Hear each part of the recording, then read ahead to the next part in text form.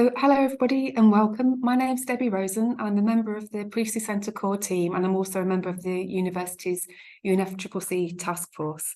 So just before we start, we have a little bit of housekeeping. You've got the ability to ask questions in the Q&A function, which should be at the bottom of your screen. You can also upvote questions from other attendees who asked them. And we'll come back to questions at the end of all the talks. We're going to keep you on mute unless we enable you to speak. And also please note that the webinar is being recorded and will be available later on as well. So the purpose of today is to really think about and introduce you to the COP delegation, so the people from Leeds who are heading in person to Dubai, and also to provide a bit of background and context for the COP28 summit itself, which of course comes at a critical time for climate action, and to highlight where Leeds fits in. So we're going to hear from several delegates, as you can see here, and then again, please do ask questions as we go along and we'll come back to them at the end. But first, I'm going to introduce you straight away to Professor Richard Beardsworth, who's going to talk about what COP28 is and why it's important. So over to you, Richard. Thank you very much, Debbie. I hope everybody can both see and hear me. So just a very quick overview of COP28 and the role of the University of Leeds. I am co-chair with Jason Lowe of the UNFCCC task force, and I'm speaking in that capacity to these points. So I think we all know the graph on the right of this slide with regard to natural temperature variation and then human interference since the beginning of the industrial era. Climate is obviously now already changing. The last decade was around 1.1 degrees Celsius warmer than pre-industrial levels as a global average, and human influence is now apparent in long-term trends and extremes of temperature, rainfall, and droughts. Impacts on people, infrastructure, and the natural environment are also, as we are all aware, already being experienced not only around the world and in the most vulnerable parts of the world, but also in the UK. Can I go to the next slide, please? So again, I think the graph on the right will be something familiar to us all. It comes from the synthesis report of the Sixth Annual Assessment Report 2023. Limiting warming to no more than 1.5 degrees Celsius, which is seen by the UNFCCC and the Intergovernmental Panel on Climate Change as a heightened danger threshold above pre-industrial levels, is still in reach if radical change is made. A growing number of nations have made commitments to reduce emissions to net zero or are developing commitments and policies, and we'll see that ratcheting up of commitments at COP28. There are still, as the graph shows, viable pathways to limit warming to more manageable levels, perhaps below any critical tipping point, including, and most importantly, with regard to tipping points, 1.5 degrees Celsius. But this threshold is dependent on radical change and political will and leadership. Current policy pledges will not achieve this threshold, and so a very large increase in the ambition of emission reductions is needed, and this will be something that will have to be addressed at COP28 in a comprehensive manner. That said, even with greater emission reductions, climate change is now inevitable. The scientific and political question is also, therefore, by how much? There is a need, therefore, to consider equally, alongside mitigation of emissions, adaptation and reparation. Next slide, please.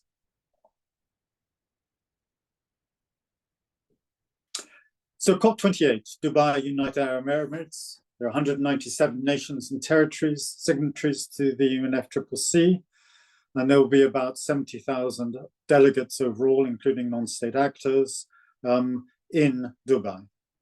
Setting aside that carbon footprint, which we're obviously all involved in, these are the key goals of COP28 put forward by the UAE presidency.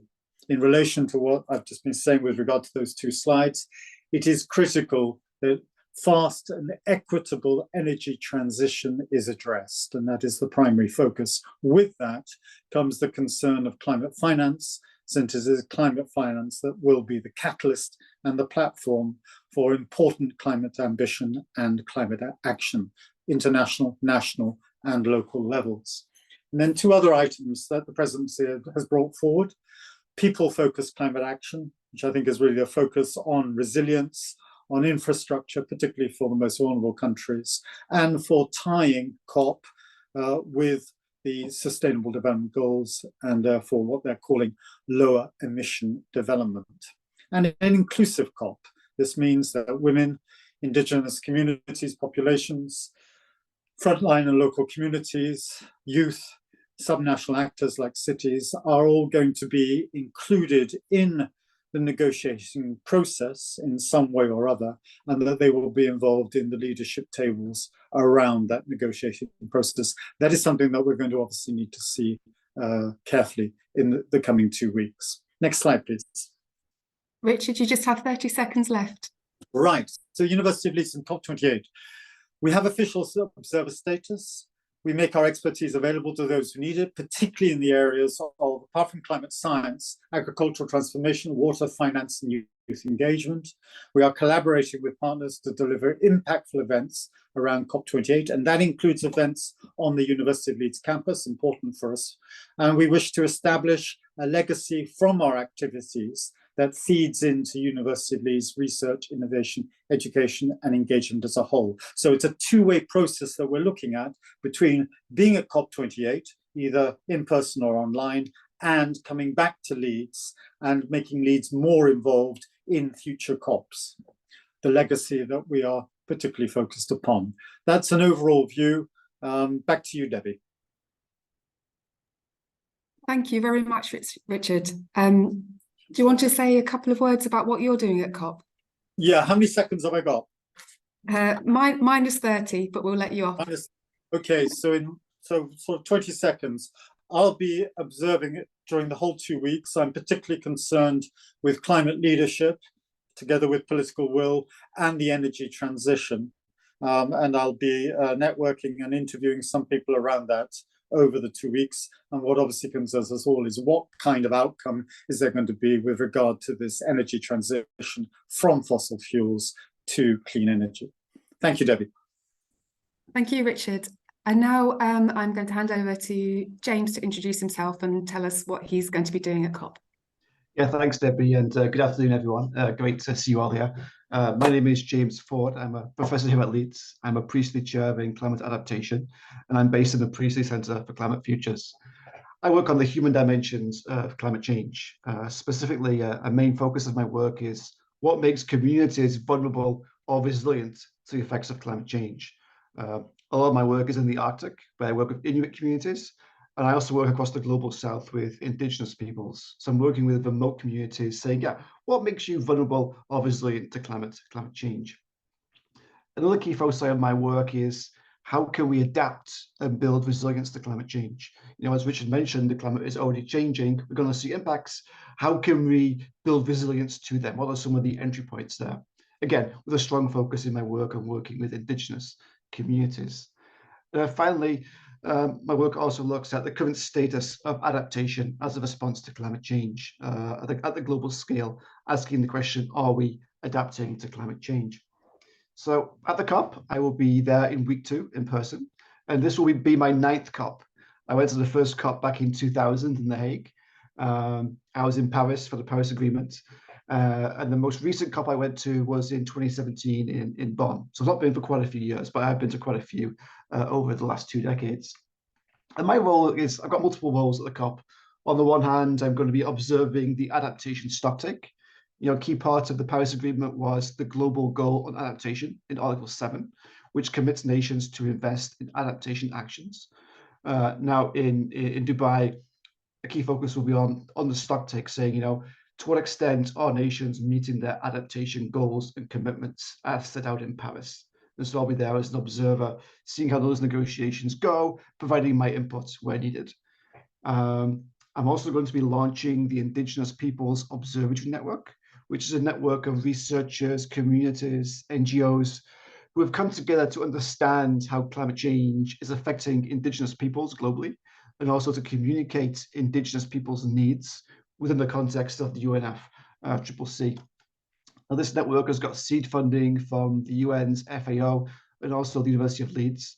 And so one of my key goals here will be to network with some of our collaborators within the UN system, such as the WHO, FAO, UNFCCC, and others to promote this work.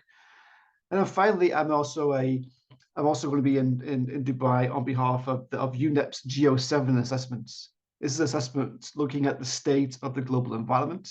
I'm a scientific advisor to this assessment. And so again, I'm going to be there meeting people, networking and promoting this assessment. So yeah, quite a few things on the go in Dubai. So it promises to be quite a fun meeting, hopefully.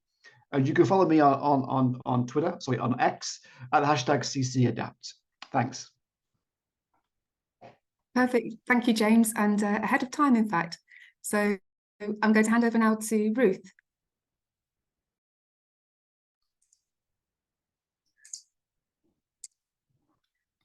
Okay, can you hear me? Yes, we can. All right. Hello, my name is Ruth Ji-Young-ju, and I am Knowledge Translation Fellow working at UNFCCC Task Force team of Priestley Center and Horizons Institute. It's a privilege to be COP28 delegate to represent University of Leeds, and I am also a recipient of COP28 scholarship from the UK University Climate Network, UUCN, a network of over 90 UK universities and higher education sector that cooperates to promote zero carbon and resilient future.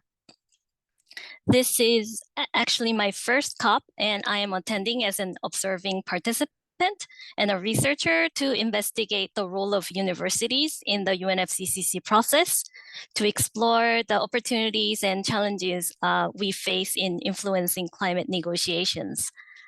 So I will observe university-led side events, identify key university actors in negotiations, and perhaps invite them for interviews to understand their purposes and influence of different engagements. I intend to discover both formal and informal rules and find like customs and cultures that govern universities' participation at COP. And I will take field notes to capture the dynamics and also the interaction among diverse university actors there. So the thematic day for youth, children, and education is scheduled on 8th of December. And as a UUCN scholar, I will participate in events like University's Climate Network High-Level Roundtable that sets out opportunities to work with the Climate Champions team and support the Marrakesh Partnership that tries to engage non-party stakeholders to reach Paris goals with parties. Also, there's a higher education networking event, which is organized by the COP presidency and UAE University Climate Network and Global Higher Education Network, which includes UK Climate Network. So I plan to support running these events as a timekeeper and a note taker. And at the same time, I am going to observe and reflect on their influence and outcomes. I will also try to navigate other side events that is related to the role of academics in climate policy advice and the impact of university partnerships in decarbonization projects. And personally, I also joined Young Ringo Research and Independent NGOs Constituency Group. My plan is to attend these Ringo daily briefing meetings and follow negotiations where they're actively contributing to. And also Young Ringos will have a separate daily debriefing meetings at a pavilion space to share knowledge and experience where I will learn more about how early career researchers engage in COP. And all these activities are important for my immediate research, but also for networking, for my long-term career horizons. And I think COP is a great opportunity to meet like-minded researchers in global climate policy and negotiations, opening up possibilities for future collaborations. And finally, what I expect in COP28 is not a topical one, but more about the process and governance. I think the Paris Agreement gave all of us a big challenge to practice a governance to make a balance between efficient top-down policies and bottom-up activities of various actors at different scales and across geographies. I just hope that COP28 will show a step forward in orchestrating this complex governance to make a rapid transformation, but at the same time addressing inclusiveness and justice in the process. Yeah, thank you. Thank you, Ruth. That's great. Now over to Hauke. Please come in, Hauke.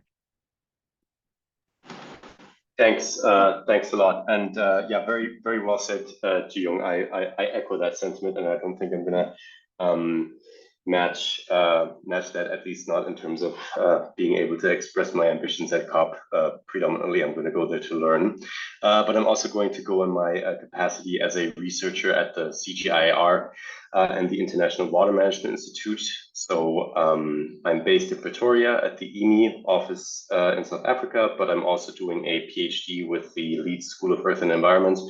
And the topic that I spend most of my time at work and through the PhD on is how we can use agricultural research for development science to bridge the funding gap for the SDGs and most notably for food systems transformation. For those who don't know, the CGIAR is the world's largest agricultural research innovation network. It operates 15 research centers across the globe with over 100 offices and 10,000 research staff. And the focus is to transform food systems in a way that they're equitable and ecologically sustainable.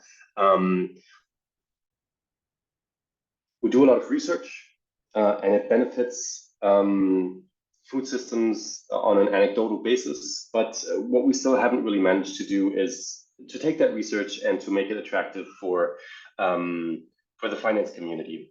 So we want to figure out how can we incentivize public and private finance actors to invest on a large scale into agriculture and food systems, especially in the global south. For those of you who work in that field, you'll know that as opposed to markets like the UK, where 3% of the population are dependent on agriculture for their livelihoods, in Africa, it's more like 40 to 80% depending on the country. But paradoxically, it only contributes to a maximum of 15% GDP. So kind of shifting that paradigm is what we want to achieve.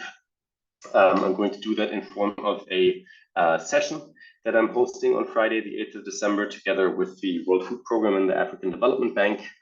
It speaks about partnerships that mobilize investment for climate resilient food systems, with a focus on fragile and conflict-affected settings. In one of my projects, I will be launching an accelerator program with the WFP Innovation Accelerator in Mozambique, Nigeria, Yemen, and Jordan. And we want to officially launch it and obviously get stakeholders who are active in those countries in food systems together. So that for the session, we have like a call to action to join us in our endeavors. But yeah, other than that, I want to contribute to the delegation of IMI, as well as some colleagues from GIZ, who is the other hat that I'm wearing. GIZ is the German Development Agency, and they have a large presence at COP as well. Yeah, and other than that, I'm really just trying to see what kind of actors are there who have an interest in investing in sustainable food systems transformation in Africa. Thank you. Claire, back to you. Thank you so much. And now I'm going to hand over to Susan, who's going to tell us about what she's doing at COP. Thank you so much, Debbie. I'm Susan and Samuel, and I'm very excited for this opportunity and humbled to go to COP, especially for the UN Climate Conference. And a bit about myself, I'm a second-year PhD researcher at School of Politics and International Studies. And I must say that I would like to break down what I want to say here into 4 points, like why I'm going, what I aim to bring back to this university, what I aim to do there, and why should we bother about the whole thing called COP. So why I'm going, it's because like my current research is how climate movements are influencing international negotiations and thus transforming climate politics. So the case study for my research is COP24 to 28, and I'm particularly looking into how normative issues, or like issues of arguments, change over time, especially with respect to negotiations. Therefore, this COP is of huge value to my research. And I'm also keen to explore how what I learn in theory can be observed practically and to grapple with whatever that is happening there. So it's more of like an observation time for me. So what I aim to bring back to this university, this is very important for me. I'm the student representative of the UNFCCC task force here in Leeds. And I also am involved with the Priestley Climate Scholars Program in the Priestley Center for Climate Futures. And I'll be very enthusiastic to bring back innovative and transferable perspectives, resourceful insights for collaboration, or any opportunities that can arise in the COP for something the University of Leeds can collaborate in the post-COP in UK and beyond, as myself coming from India. So what I aim to do there in COP and how it relates to me and beyond my research, although I'm doing my PhD in politics and international studies, I am also an Indian lawyer, focusing in international human rights law and international environmental law. So at COP, I'll be involved with a few legal networks also, and organizing a few events as part of it in and beyond the Blue Zone with respect to Climate Law and Governance Initiative, Center for International Sustainable Development Law. And I'm also the member of International Union for Conservation of Nature, IUCN, and World Commission for Environmental Law. So I'm always very interested with the interdisciplinarity on how academic disciplines can merge and overlap and bring fruitful endeavors for climate action. So why should we bother about this whole thing called COP? So this is something very interesting because, like, first of all, this is my first COP. And to be very honest, I really don't know what I'll be doing. Let me demystify the fact that although there is a high-level negotiation and things like that happening, COP is chaos. And in that sense means like a lot of things happening and a lot of parallel sessions. So, and I don't expect anything less than chaos, but there's beauty in embracing all of it together and understanding that we can do something hopeful for the planet and the people. And as part of the student community here in Leeds, I'm very proud to have this opportunity to not just represent the University of Leeds, but to bring back. Thank you. Yes, that's it. Great. Sorry to interrupt you. That's fantastic. Thank you. And now over to Omar. Hello, everyone, and thank you for this opportunity. I am Omar Salame. I'm a student in electrical engineering and renewable energy systems in University of Leeds for sure. And I will take this moment to appreciate the efforts of the UNFCCC task force team in the University of Leeds for their hard working and giving us the opportunity to represent the youth and the science in COP.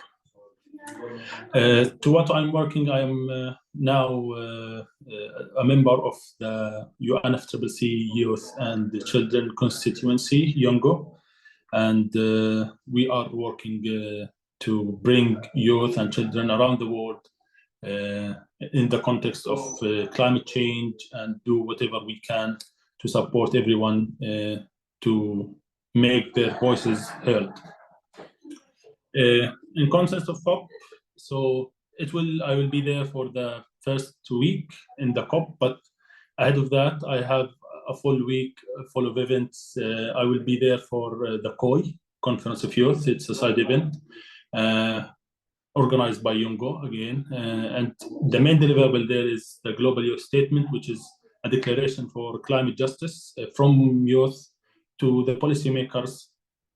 And this year, what was a very huge efforts to gather more than 700,000 voices of youth around the world from 150 countries, actually.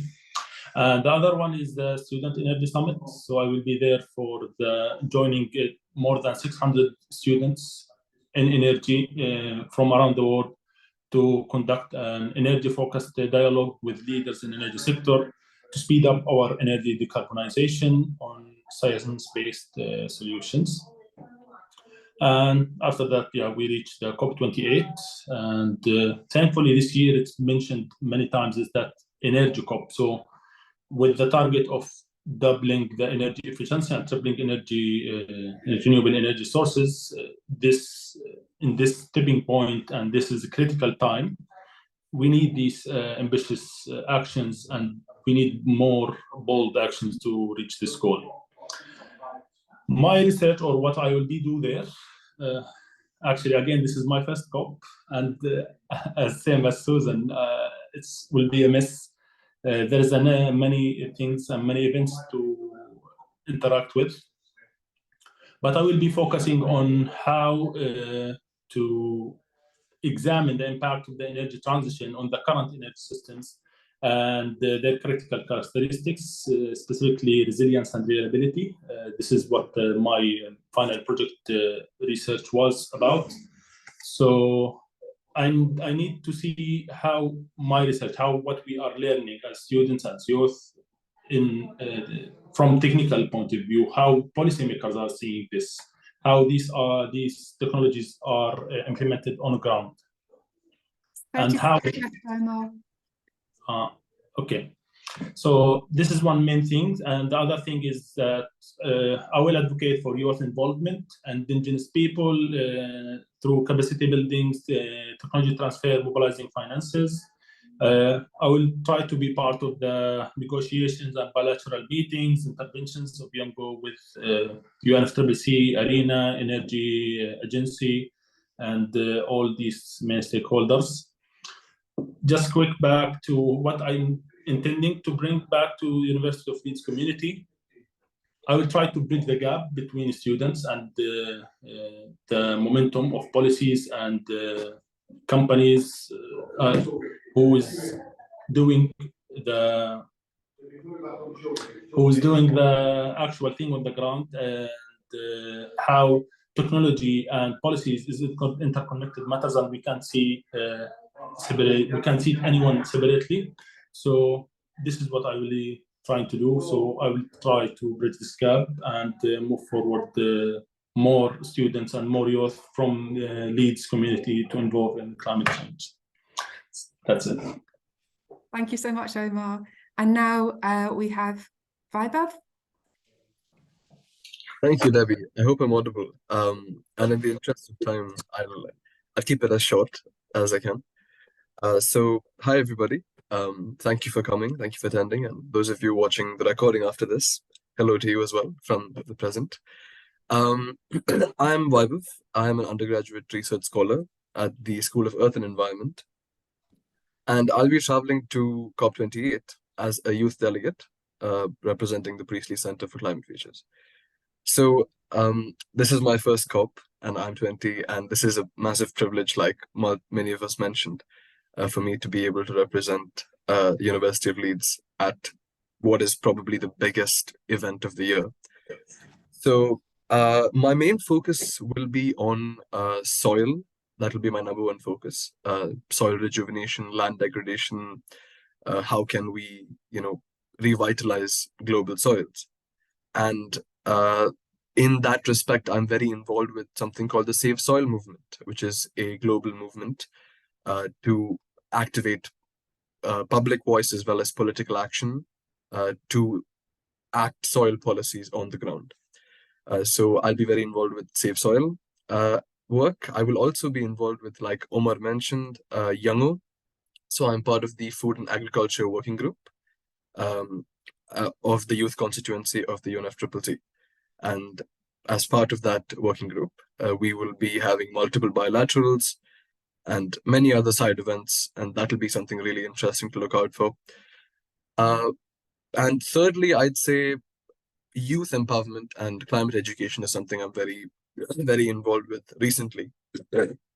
So in that respect, like Ruth mentioned earlier, I'll be looking to see how to engage universities and schools and the youth in general with events like the COP at an international level, and how I can bring back those insights from the COP back to university to help my cohort, my community of students here who are really enthusiastic but don't really have the foresight or the empowerment to take action on that front. So that's something I'm looking forward to doing as well. Those are the main areas I'll be focusing on. I'm also really interested recently in climate finance, and as multiple speakers mentioned before this, this is a big focus this COP particularly. So climate finance is something I'll be following closely. But as we all know, climate finance is the glue that binds it all together. So it's not a separate topic that is to be taken out. It is part of every conversation that we have. So I will save you a lot of time and end it there. And bringing back from the COP, like I mentioned, my main thing from the COP back to University of Leeds would be, how can I engage my student community? How can I imbibe the COP process as fully as possible, and get the student community at Leeds involved with potentially international climate politics? Thank you. Perfect. Thank you so much. And we look forward to hearing about your experiences when you come back. And we were hoping that Professor Piers Forster was going to join us, but he's actually unavailable at the moment. So I'm just going to say a few things on Piers's behalf about his various roles that he'll be playing when he goes to COP. So Piers is heavily involved in the Intergovernmental Panel on Climate Change. He was a lead author on the Working Group Run report, one of the big climate reports that's come out in recent years. He's also the interim chair at the moment of the UK Climate Change Committee, so he'll be representing them at COP as well. And just as a heads up, he'll be chairing an event in the IPCC Pavilion at COP, and that will be looking at near-term climate change. So what sort of changes in the climate we can expect in the near future, and what that means for climate action and where we go from here. I think some of the other things that Piers will be very interested in at COP28 will be the global stock take, which is concluding at COP28. That's been a process to take stock of where we are in terms of climate action and in terms of limiting temperature change. So we'll be following that process very closely and looking at what it means for climate action in the future and how countries interpret that as they develop their climate plans going forwards. And one of the other things that hopefully Piers will be doing is going along to Earth Information Day. So a number of events and processes at COP, as well as side events and negotiations.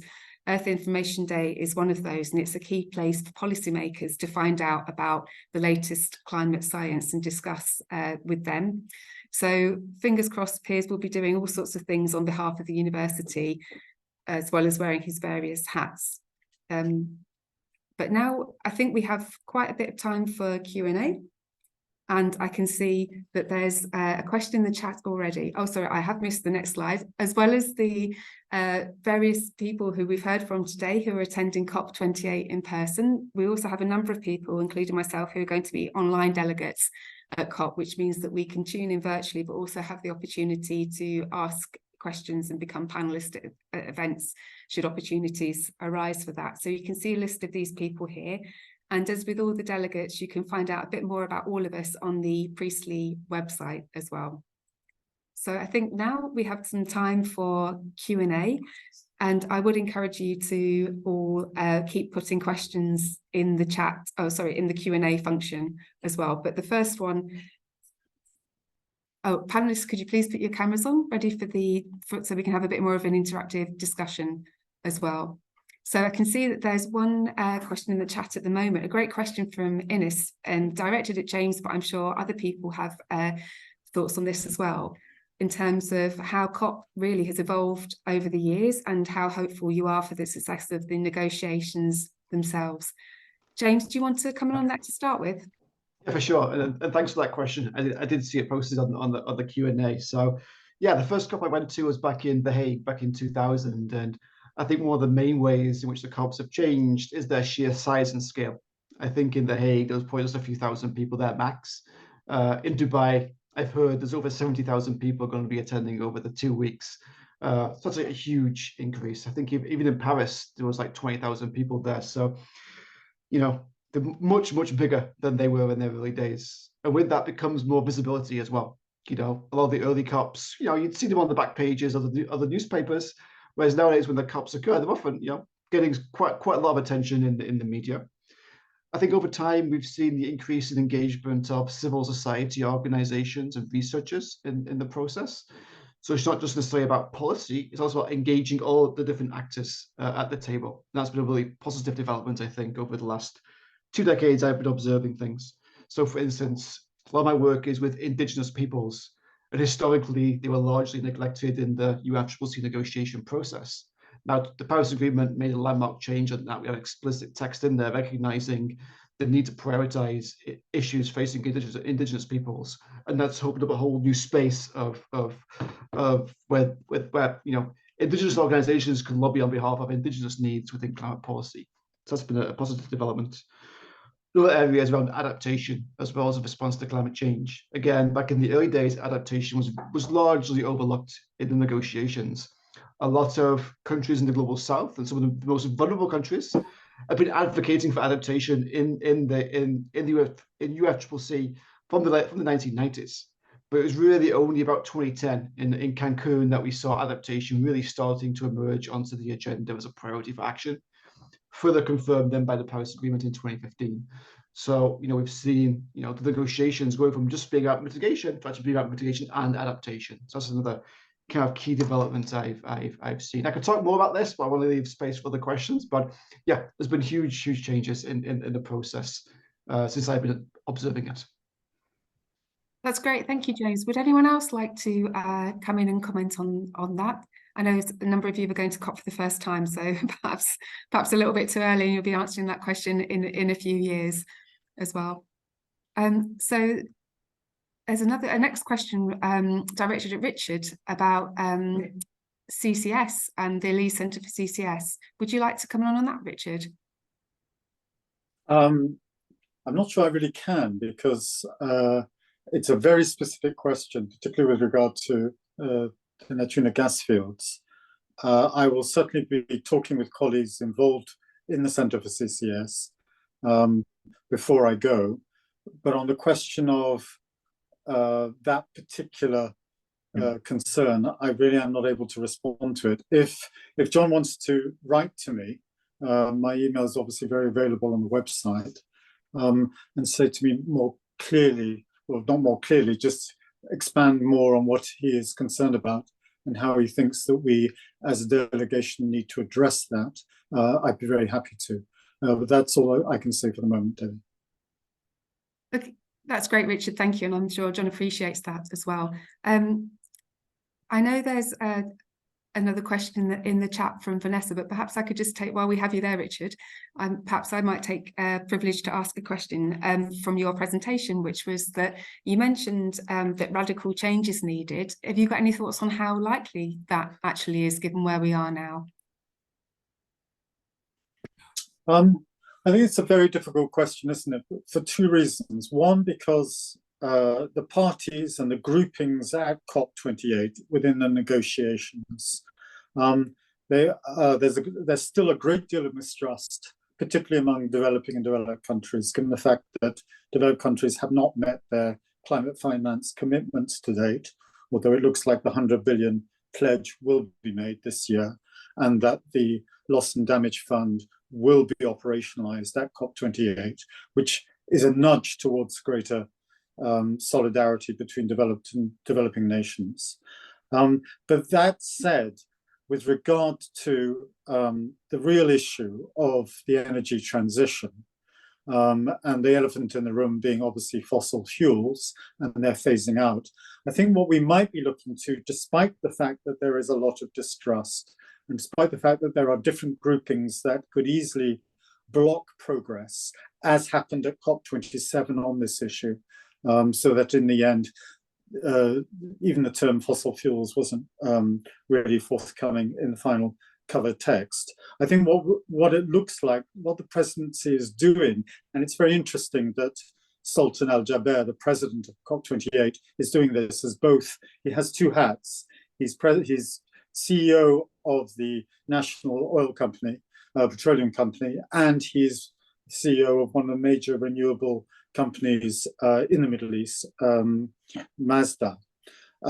What he, I think, is going to try and do, and we'll need to track that very carefully, is actually push forward on unabated fossil fuels, that there will be a schedule for the phasing out of unabated fossil fuels. And that schedule, although there'll be different timelines for different countries and different national circumstances, those timelines will gradually be forthcoming, even if they're not nailed down at COP28 itself. Unabated, just to end that, Debbie, in terms of unabated fossil fuels, then is what we need to track at COP28 with regard to this energy transition and slashing the emissions, since they are 75% of greenhouse gas emissions come from fossil fuels. We know where the devil is. I think the whole question is going to be, therefore, for a lot of activists who are not necessarily involved in the negotiations, well, unabated fossil fuels, fine, but that actually allows oil and gas producing countries to continue production and use of fossil fuels. So I think diplomatically it's important that we even get to unabated fossil fuels, but that still means, rather than keeping fossil fuels in the ground, as many people realize is critical with regard to 1.5 degrees, it means simply that production will continue, and therefore the fight is going to be about, right, what are the timelines when production is phased down and phased out? I'm sorry, that was a long answer, Debbie, but that, for me, in terms of the energy transition, which is there as number one priority with climate finance at COP28, that for me is the real issue. And that is where questions of hope and less hope, perhaps, are going to be based. That's fantastic, Richard. Thank you. And I think it goes partway to answering one of the questions that Jan has posed in the chat about what realistic developments could make COP28 a success. And I think that question that Jan's posed probably has a different answer for everyone on the panel. So I'd just like to invite all the panelists to have a think about what success would mean for them in their field of work, and perhaps come in with some suggestions about what they'd like to see a realistic or aspirational development, because of course this is COP28, but we will have many more COPs ahead of us as well. So would anyone like to come in with their thoughts on what they would like to see to make COP28 a success?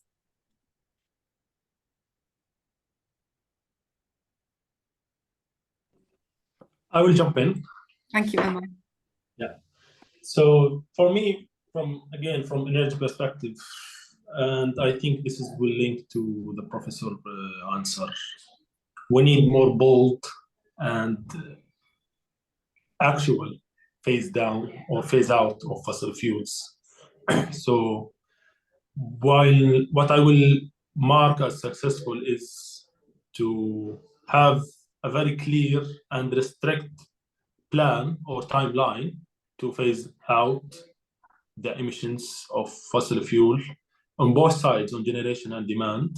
And yeah, this is one way. The other way is to see the actual ambition of tripling the renewable energy sources and doubling the energy efficiencies is achieved not only in developing countries, but also in the global south and developing people who is on the front line. This needs to be cared about, and we need these targets to be achieved in all countries. Everyone should take, and this is what I'm trying to advocate for, is just and equitable transitions, not only for people who has that accessibility of technology and these things. Fantastic, thank you, Oman. That's, yes, very important points there. Would anyone else like to come in on what they would like to see happen at COP28? James, I can see you muted yourself. Please come in. Yeah, I can come in there as well. I think the first thing about the COPs is don't expect too much from them. I think if you go in expecting too much, you're going to be disappointed. They're slow, they're tortuous, often not much substantive happens. That said, if you go in with that mindset, it means that anything that does happen, you can come out quite satisfied with. And I think on the adaptation side of things, I think there's a few areas where we could see hopefully some positive developments. The first is around loss and damage. hopefully we'll see increasing commitments of developed nations to putting money into the loss and damage fund and see further operationalization of that. And also on adaptation finance, this is an area where, back in Copenhagen in 2009, developed nations committed $100 billion US per year to support adaptation. The wording changed over time to make it more about green energy as well as adaptation. But the recent adaptation gap report came out just recently and showed a huge gap in financing for adaptation actions globally. And again, so hopefully that will force nations, when they do the adaptation stock take, to say, there are things going on for adaptation, but it's nowhere near enough. We need to increase our ambition for that. And I think, as one of the panelists said, finance is really, really critical. It's the glue that binds all this together. If there's no finance in place, things aren't going to happen. So I'd really like to see enhanced commitments on both loss and damage finance, but also adaptation finance as well. And I think those are areas where we could see some positive developments, I think, if things go well. So we'll keep our fingers crossed for positive developments, but not get too ambitious, perhaps, as well. I noticed there's a couple of comments in the chat and the questions about first-time participants and also the voices of youth as well. And I think some of the people who are attending for the first time are also engaged in the younger grouping and looking at youth participation as well. So Susan, Vaibhav, Omar, Ruth as well, please give us your thoughts on what you think the perhaps the role of youth could be, or how it can be grown, what your hopes and aspirations are as well on that front, if you've got any comments there. Yeah, I'll chip in here. So as a young person, I would say, like, there is especially with the COP, there is not anything as success, and there is nothing like whatever we do is not enough. So all the things that is right now tabled for the negotiations has to be having a political will. So the trickle-down effect of what happens in the negotiations should be the most cardinal things, and therefore, as young people or as youths, our eyes are on the leaders, on what they are going to do. So accountability is that that we'll be checking on. So it's not that, that's the primary thing that I want to say. Like, all eyes on the leaders and the people who are going to make the decisions, and we're not going to stay silent. So, yeah. Fantastic. Thank you, Susan. And wishing you all the best with that. Omar, I can see that you have your hands up as well. Yeah, I'm not very, but I'm a bit ambitious about the role of youth in this COP, because I was involved from the beginning of this year, actually, in discussing a lot of things related to the policy advocacy of youth and how to represent youth and children in the bilateral meetings, by dialogues and negotiations. And also, while we are drafting the Global Youth Statements, I've seen very intense discussions with youth, and it was very nice and very eye-opening discussions. And I'm now part of this action on the ground. I can tell that the youth involvement in this sphere is increasing. I was part in the last year, but online. But this year, I'm seeing a bit a good change. I would say a good change and good increase in the events and points that youth is involving in. As Susan said, we are on the eyes on the policymakers, and with these meetings, many people are pushing forward for more ambitious targets and more ambitious action plans to actually reach our goal. So yeah, I am ambitious about the youth statement, about the youth involvement. Yeah. Thank you, Omar. It'd be great to see that moving forward at COP28, and we really look forward to hearing all about it when you come back as well.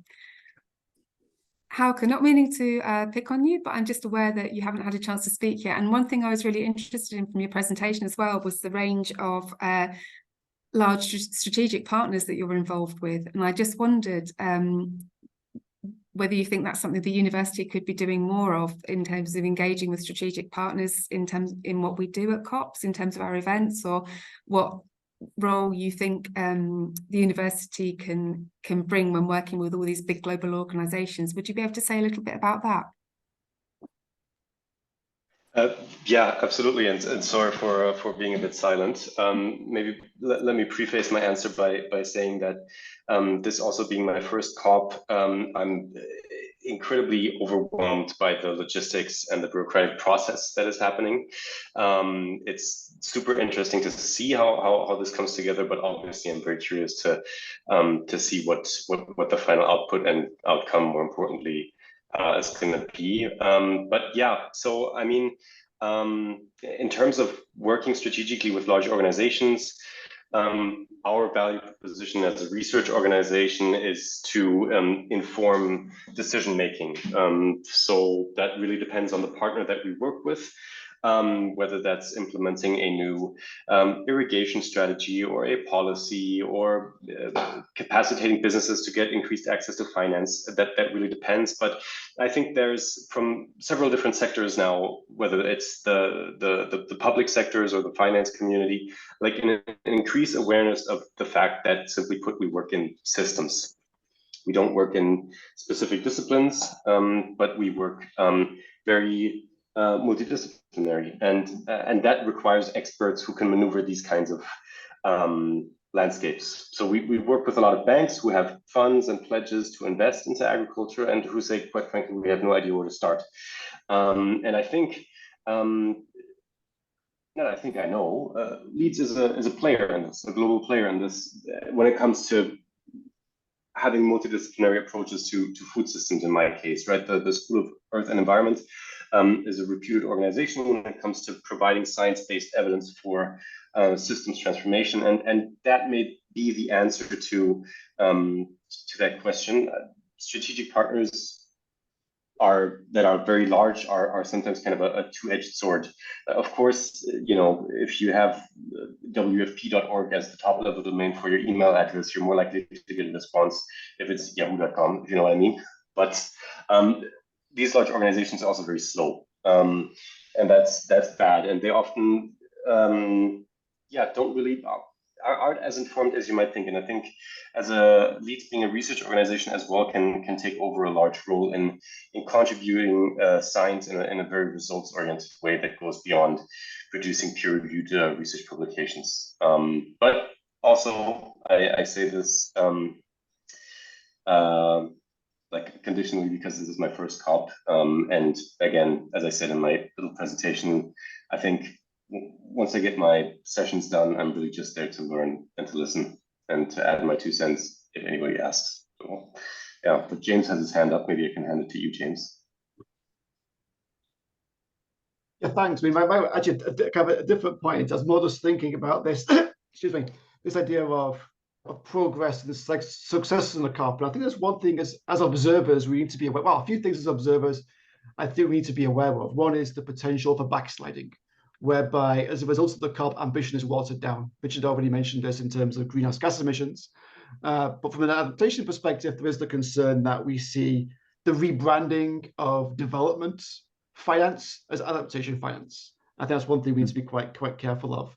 And also we need to be careful as well that when we look at the success of the COP, we also don't forget that the COP can also have negative impacts for different populations. So for instance, I work with indigenous communities. There's a lot of concern here that some of the kind of green energy projects that we're seeing for them result in a loss of land and land displacement. So we also need to be very, very aware of some of those human rights elements that these COP decisions can have, which can often be quite negative for some populations. Just 2 things to think of there when thinking about success and what to be aware of at the COP. Thanks, James. Hauke, did you want to come back on that? As a matter of fact, I did, and maybe if that's allowed, ask a question from one panelist to the other. In our domain, when we talk about food systems and when we try to quantify sustainability impact, we very often run into trade-offs, right? Supporting mechanization leads to increased CO2 emissions. The healthy soils results in higher effectiveness, but I don't know, higher water use potentially, right? So this happens on a farm level, on a regional level, on a country level, but especially for COP, which is like this all-encompassing, solution, it must be full of trade-offs, right? And you just highlighted one for indigenous communities, James, but do you have any, or Richard, or any other panelists for that matter, any experience how this whole trade-off management happens, and who prioritizes and why? I don't know if anyone wants to come on that. I'm just aware that it's a big question and we probably have about a minute left. But James or Richard, do you have any thoughts on Halka's question? It might be something that we have to take away and discuss in more depth. I think I don't have too much time. It's a really good question, right? I mean, my short answer is I don't know. The COPs, so there's a lot of politics going on, right?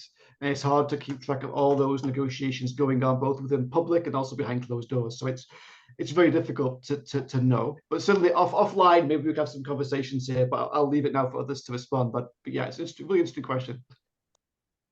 Debbie, could I come in, sir? Yeah, sure.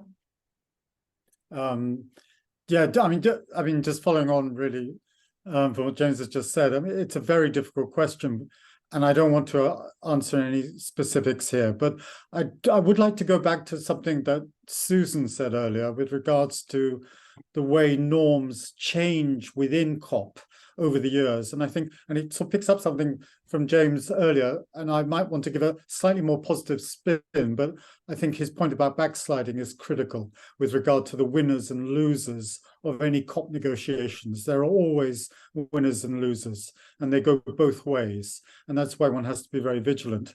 But I think the question of equity has become such an important, I mean, it was there from the beginning, from 1992 onwards, but it is so important to all the framings of negotiations now.